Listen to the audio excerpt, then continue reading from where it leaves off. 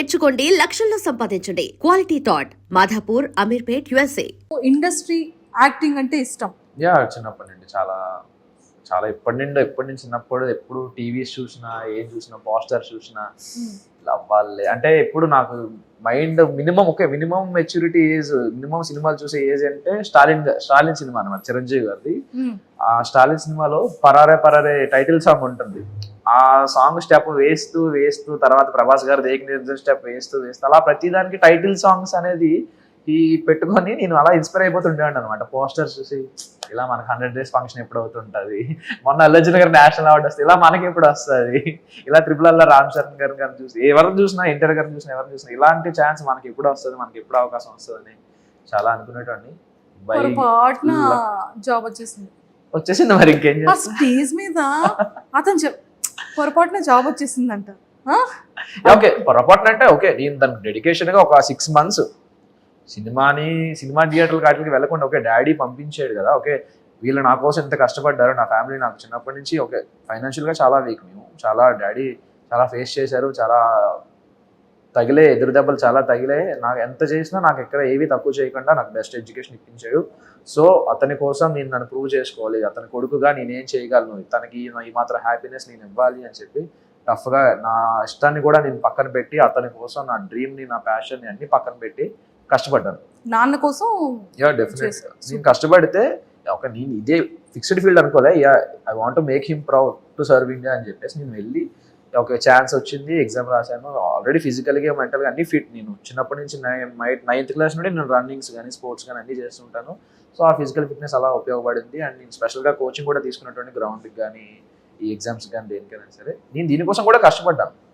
కానీ ఎంత కష్టపడినా నాకు మినిమం హార్ట్లో ఎక్కడో గిల్ట్ ఉంటుంది కదా, ఓకే నాకు నచ్చింది నేను ఇంకా చేయట్లేదు కదా, ఇది ఓకే ఓకే ఓకే లక్, అందరికీ ఛాన్స్ రాదు కదండి. చాలా మంది చాలా కష్టపడతారు కదా సర్వీస్లోకి వెళ్ళడానికి, ఇండియన్ ఆర్మీలోకి వెళ్ళడానికి. సో అందరికీ ఛాన్స్ రాదు. నాకు వచ్చిందని వినియోగించుకుంది, ఓకే వచ్చిందని ఎందుకు వదిలేసుకోవడం, ఈ అదృష్టాన్ని ఎందుకు వదిలేసుకోవడం. నేను వెళ్ళాను, 3 years సర్వీస్ చేద్దాం అంటే నేను యాక్చువల్గా నాకు ఎంతైతే ఉందో అంతవరకు సర్వీస్ చేద్దామని ఫిక్స్ అయ్యి వెళ్ళా. నేను మధ్యలో వచ్చేద్దామని ఏం రాలే. సో అన్ఫార్చునేట్గా వచ్చింది ఛాన్స్, ఓకే ఇది వచ్చింది, దీనికి ఎలాగైనా మనం ఉపయోగించుకోవాలి, ఇప్పుడు కాకపోతే ఇంకెప్పుడు ట్రై చేద్దాం, ఎలా అయినా కొడదాం అని చెప్పి ఇలా లీవ్ పెట్టుకొని ఇలా రావడం జరిగింది. సూపర్. ఫస్ట్ ఫ్యామిలీ బ్యాక్గ్రౌండ్ ఏంటి? నాన్నగారు ఏం చేస్తుంటారు? డాడీ ఒక్కటి చేయలేదండి బాబోయ్, అతను ఆల్రౌండర్ అతను. అంటే అతనికి ఫస్ట్ నార్మల్గా ఓకే 10th వరకు ఓకే, 10th తర్వాత మిల్క్ బిజినెస్ పాల వ్యాపారం పెట్టుకునేవారు. ఇక్కడ మాక్సిమం మన ఏరియాస్ అన్ని మన వైజాగ్ విజయనగరం ఏరియాస్ అన్ని ఫార్మాసిటికల్ కంపెనీస్ కాబట్టి ప్రతి కంపెనీకి ప్రతి దానికి పాలు పెరుగు అన్ని సప్లై అనమాట. అప్పుడు చాలా బాగుంటుండే.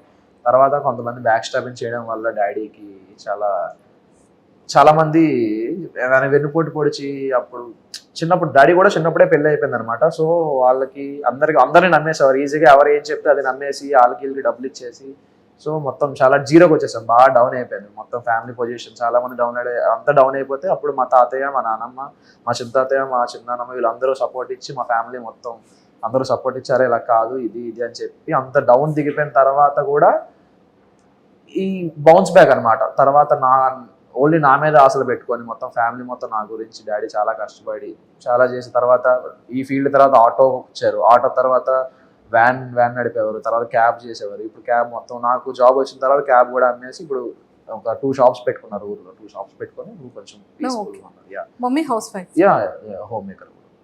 Brother and sisters? బ్రదర్ ఉన్నాడండి, తను కూడా ఓకే పాలిటెక్నిక్ చేశాడు. పాలిటెక్నిక్ తర్వాత ఇప్పుడు డాడీకి హెల్ప్ఫుల్, ఇప్పుడు డాడీ కూడా వయసు అవుతుంది కదా, డాడీకి సపోర్ట్ గా ఒక షాప్ దగ్గర మెయింటెనెన్స్ చేస్తుంటారు. 2 shops ఉన్నాయి కాబట్టి. సో పుట్టి పెరిగింది చదువుకోవడం అంతా విజయనగరం? నేను పుట్టింది శ్రీకాకుళం డిస్ట్రిక్ట్ పైడి భీమవరంలో పుట్టాను. పెరిగింది ఇక్కడ ఆనందపురంలో పెరిగాను వైజాగ్ దగ్గర. హాస్టల్లో చదువుకుంది కాకినాడ అనమాట. అమ్మయ్య, ఇంకేమైనా లిస్ట్ చెప్తారేమో. తర్వాత ఇంటర్ డిగ్రీ నా విజయనగరం, తర్వాత మళ్ళీ కోచింగ్ కాకినాడ, మళ్ళీ training Bihar, posting Kashmir. So మొత్తానికి కాశ్మీర్. అమ్మో, గన్స్ అన్ని చాలా సేఫ్ అండ్ సెక్యూరే కదా? కాశ్మీర్ అంటే సుస్సు వచ్చేస్తుంది. మరేం చేయలేదు, తప్పదు మరి. సరే, డాడీకి ఆర్మీ అంటే ఇష్టమా?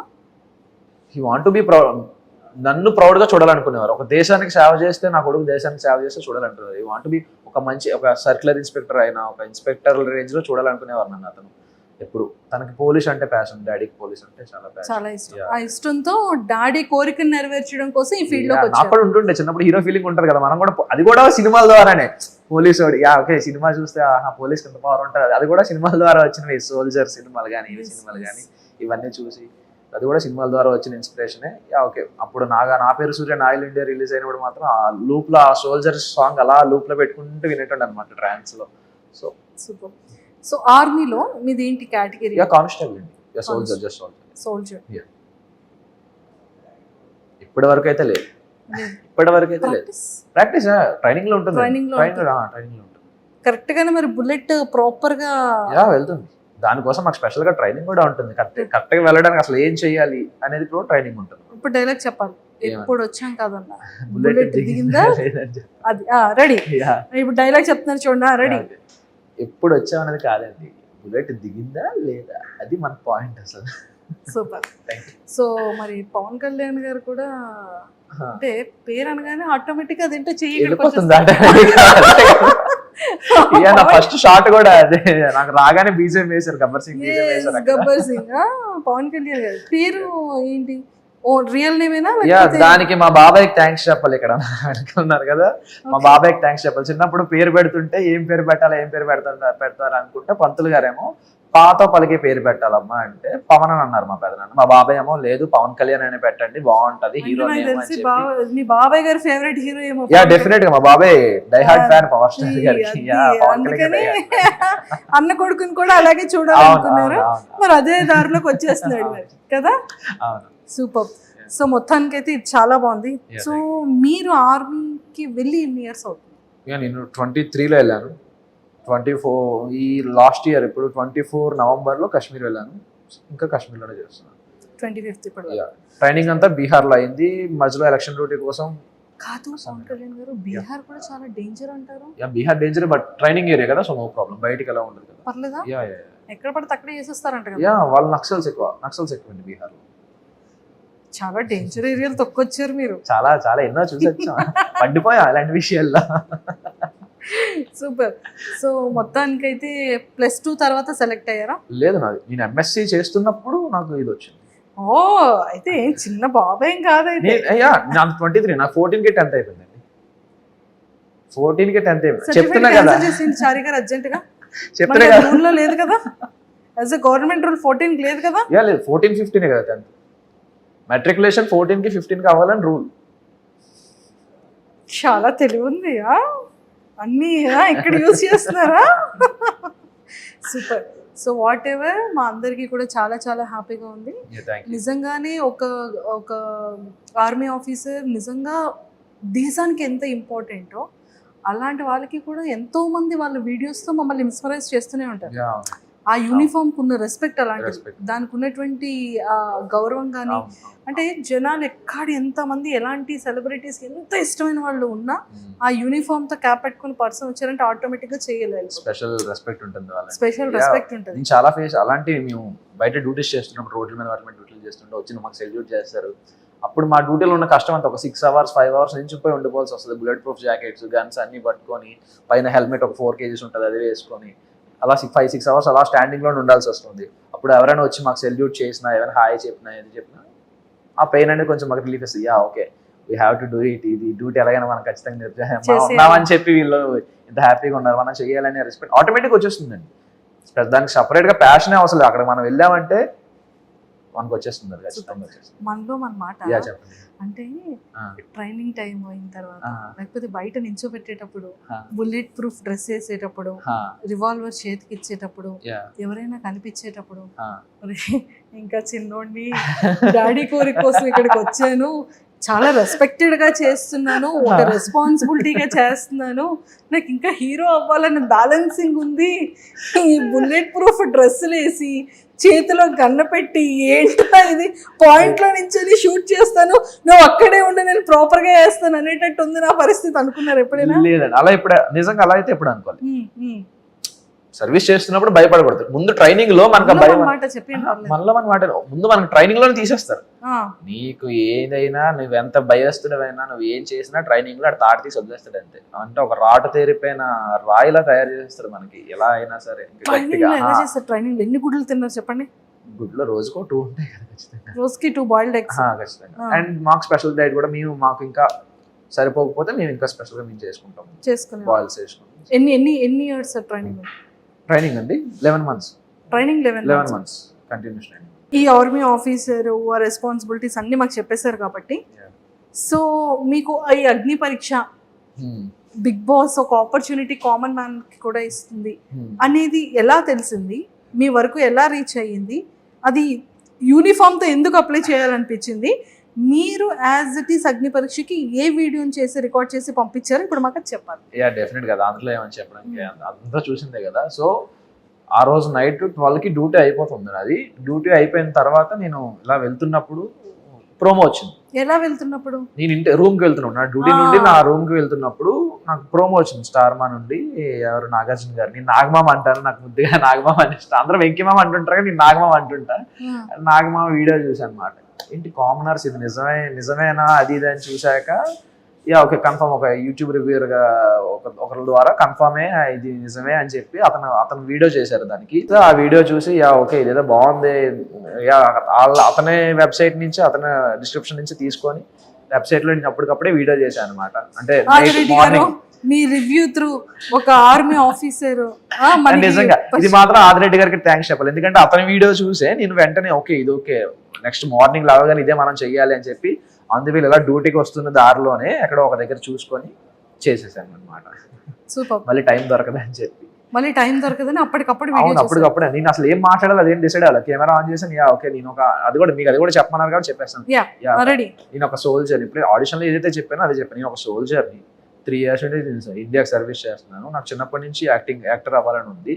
సో నాకు ప్యాషన్ అదే, ప్రొఫెషన్ ఇదేనా నా ప్యాషన్ అదే. I want to be act. నాకు ఇలాంటి బ్రేక్ త్రూ కోసం చాలా వెయిట్ చేస్తున్నాను. ఎక్కడైనా దొరికితే నాకు ఎలాంటి ఛాన్స్ దొరికితే ఎక్కడైనా ట్రై చేద్దామని చేస్తున్నాను. మెయిన్ థింగ్ ఏంటంటే ఇక్కడ మనం ఫర్ సపోజ్ ఇప్పుడు మనకు ఒక ప్యాషన్ ఉంటుంది.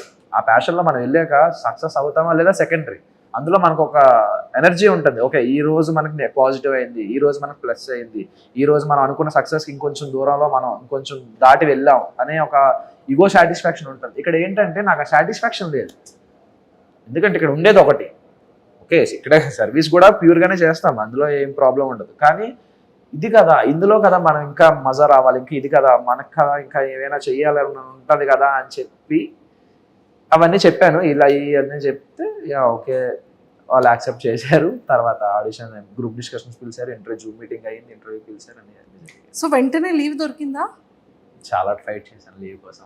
అది ఎలా ఫైట్ చేశారో మాకు తెలుసుకోవాలి. థింగ్ ఏంటంటే ఓకే గ్రూప్ డిస్కషన్స్ మాత్రం నేను నార్మల్ గానే డైలీ లీవ్ గానే వచ్చాను. నేను నార్మల్ లీవ్ వద్దాం అని చెప్పి నేను లీవ్కి వస్తుంటే నేను ఎప్పుడైతే Srinagar to Delhi flight land అయిన తర్వాత నేను ఢిల్లీ ఎయిర్పోర్ట్లో లేవర్లో కూర్చుంటే ఢిల్లీలో కాల్ వచ్చింది, ఈబీ నుంచి కాల్ వచ్చింది. ఇప్పుడేంటి కాల్ చేసేది ఇలా అని చెప్పి చూస్తే అప్పటికి అయిపోయింది నాది. అప్పటికి ఇంటర్వ్యూ అయిపోయింది, జూమ్ మీటింగ్ అయిపోయింది. జూమ్ మీటింగ్ అయిపోయిన తర్వాత అప్పుడు కాల్ చేశారు. కాల్ చేసి ఇలా ఈ డేట్న మీకు గ్రూప్ డిస్కషన్ హైదరాబాద్ రావాలి అన్నారు. ఓకే ఏదో బాగుంది, కరెక్ట్ లక్కీగా దొరికిందిరా ఛాన్స్ అని చెప్పి నేను వెంటనే గ్రూప్ డిస్కషన్ వచ్చేసాను.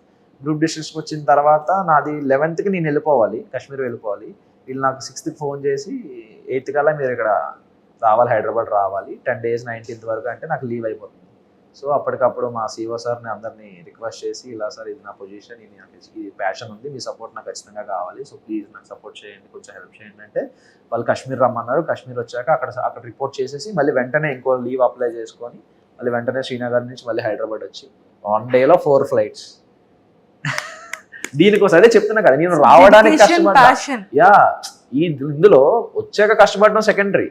నేను ఫస్ట్ ఆఫ్ ఆల్ అగ్ని పరీక్ష షో అటెండ్ అవ్వడానికి నేను 1 రోజు 2 రోజులు యుద్ధం చేయాల్సి వచ్చింది. 4 flights మారి అదే వాళ్ళని బతిమాలి. నాకు బాబాయ్ చాలా ఎమోషనల్ అయిపోయిన వాళ్ళందరూ ముందు. అలా ఉంటది, రావడానికే కష్టపడ్డాను ఫస్ట్ ఆఫ్ ఆల్. అగ్ని పరీక్ష కోసం ముందు యుద్ధం చేశారు చాలా. సో ఆ 1 day 4 flights మరి ఆ జర్నీ 24 hours జర్నీ ఏదైతే ఉందో మీకు చాలా అమ్మ ఏంట్రా టెన్షన్. నాకు ఏం నిద్ర పట్టేది కాదు, అసలు ఏం తెలిసేది కాదు, ఏంటి ఏమవుతుంది రేపు వెళ్ళగలనా రేపు అసలు అన్నపూర్ణ స్టూడియోస్ లో కాల్ పెట్టగలనా లేనా అనేది ఒక టెన్షన్. వాళ్ళ రీవాటర్ ఇచ్చినంత వరకు నాకు అదే టెన్షన్ మెయింటైన్ అయింది. అంటే ఎందుకు అంత టెన్షన్ పడ్డారు? ఫ్లైట్ ఇస్తారా ఇవ్వరా అని చెప్పేసి. ఆ రోజు దరిద్రం ఏంటంటే మనకి ఎలాంటి విషయాలు మనం ఇంకా మన దరిద్రం కదా ఇంకా ఎక్కువ ఉంటుంది. ఎలా అంటే రోజు నైట్ 10:30కి ఒక ఫ్లైట్ ఉంటుంది Srinagar to Hyderabad direct non stop flight. ఆ రోజు ఆ ఫ్లైట్ ఈవినింగ్ 6కే లాస్ట్ ఫ్లైట్. షబ్బా ఇంత అదృష్టంతో ఏంట్రా బాబు నేను అని చెప్పి, సార్ ఇలా ఉంది సార్ పొజిషన్, నాకు వెంటనే చేయకపోతే అవ్వదు అని చెప్పి ఫాస్ట్గా 4 కల్లా చేంజ్ చేసుకొని ఫాస్ట్గా క్యాబ్ బుక్ చేసుకుని ఎయిర్పోర్ట్కి వచ్చి నేను చెక్ ఇన్ చేశాను. మొత్తానికైతే చాలా పెద్ద యుద్ధమే చేశారు 4 కదా. సూపర్. సో అలా మొత్తానికి వచ్చారు. 15 మెంబర్స్ సెలెక్ట్ అయ్యారు. 45 మెంబర్స్ 44 మెంబర్స్ ని పిలిచారు.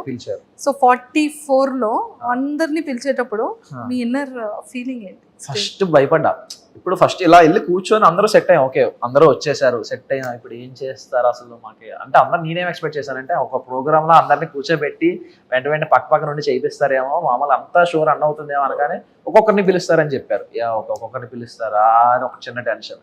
అలా అనగానే వెంటనే ఇంకొకరిని పిలిచేశారు. ఫస్ట్ పిలవగానే ఇంకా ఏం ప్రిపేర్ అవ్వలేదు, ఏం చెప్పాలి మనం అసలు, ఇంకా మన ఏంటి ఇంకా అరంగేట్రం కూడా చేయలేదు, ఇప్పటివరకు ఏ ఎక్స్పీరియన్స్ లేదు, అసలు ఏం చెప్పాలి, ఏం అడుగుతారు, మనం ఏం చేద్దాం అనే ఆలోచనలో.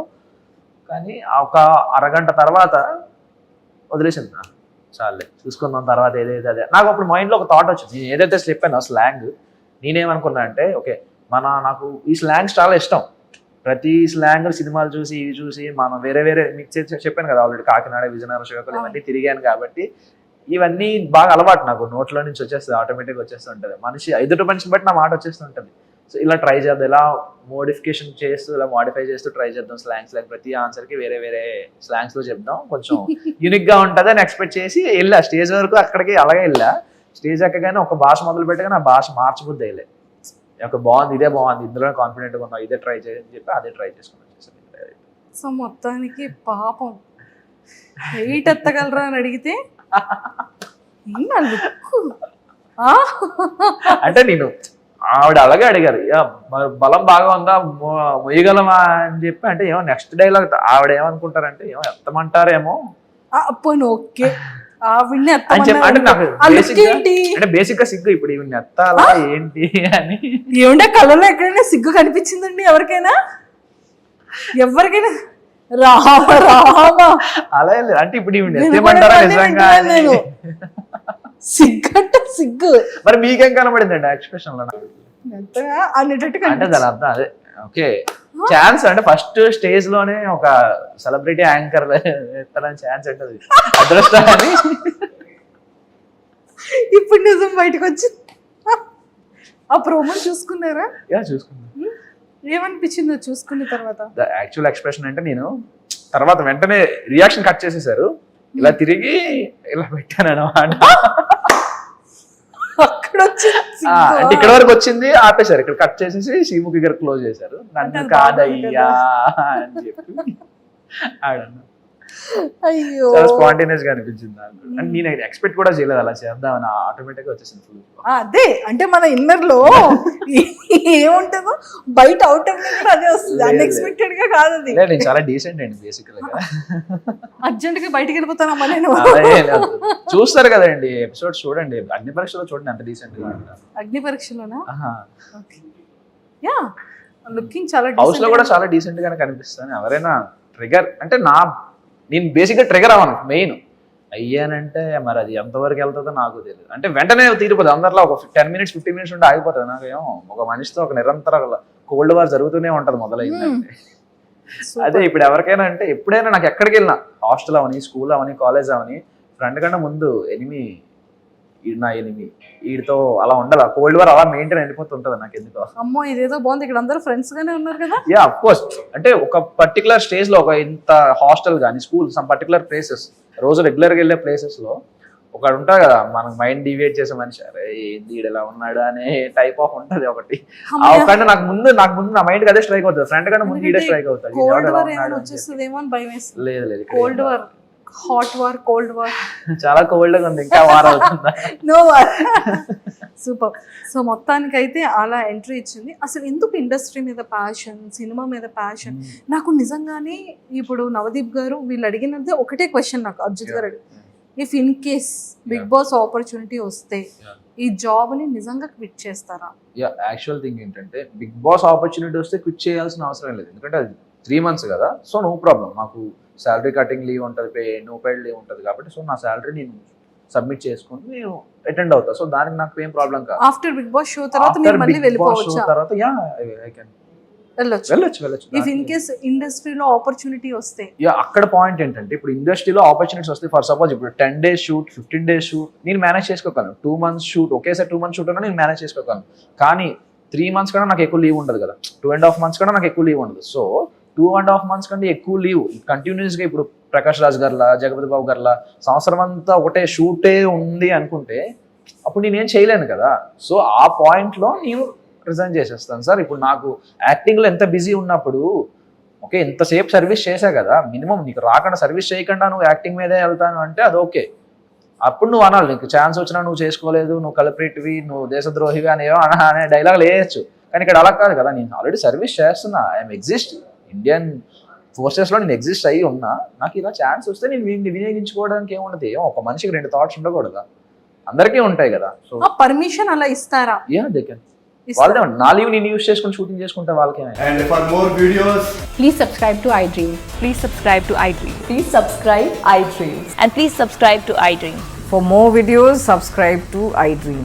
please like, share and subscribe to the channel. Congratulations, iDream. Subscribe to iDream. Subscribe to iDream. So subscribe to iDream Media. iDream team అందరికి huge congratulations. Please subscribe iDream Media. Please subscribe to iDream. Subscribe iDream. Please subscribe to iDream. iDream అంటే నా కళల ఛానల్ను subscribe చేసుకున్న నోరు తిరుగుతలేదు, మీరైతే గంట గుర్తు కొట్టండి. For more such videos, please subscribe to iDream. Subscribe to iDream. Please subscribe to iDream. Please subscribe iDream Media. Please do subscribe to iDream. Please subscribe to iDream Media. For best entertainment and information, please subscribe iDream. And don't forget to subscribe to iDream.